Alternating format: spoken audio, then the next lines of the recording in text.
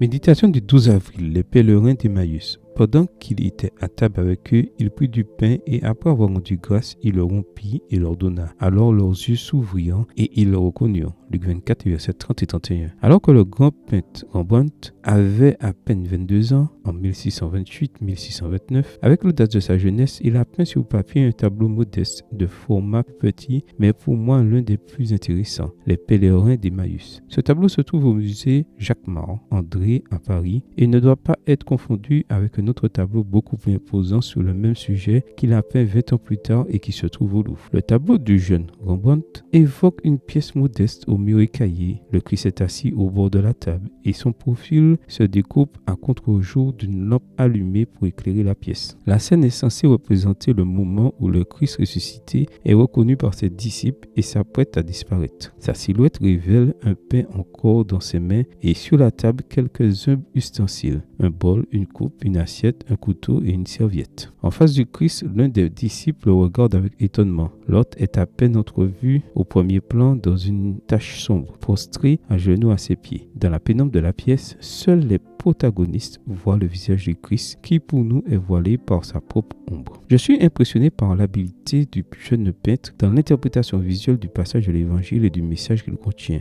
Ni la rencontre avec Jésus, ni sa compagnie sur la route, ni même ses paroles leur expliquant les passages de l'écriture qui se réfèrent à lui, n'ont amené les disciples à le reconnaître. Seule la fraction du pain leur a ouvert les yeux et leur a permis de voir le ressuscité. Leur état naturel jusqu'alors semblable aux nôtres si souvent était la cécité. L'expression « leurs yeux s'ouvrirent » est celle qui est normalement utilisée pour la guérison des aveugles. Matthieu 9, verset 30, Jean 9, verset 10. Le visage étonné du disciple qui contemple Jésus et le geste de celui qui se prosterne humblement à ses pieds jusqu'à devenir presque invisible dans l'image m'interpelle également. Nous n'avons souvent qu'un aperçu du Christ à contre-jour, dans un monde plongé dans les ténèbres. Et comme les disciples sur la route d'Emmaüs, nous avons besoin de le reconnaître dans l'acte de rompre le pain avec nous. Seigneur, ouvre mes yeux aujourd'hui. Je désire te voir dans chaque acte d'amour, dans chaque bénédiction reçue. Amen. Bonne journée à vous et que le Seigneur vous bénisse.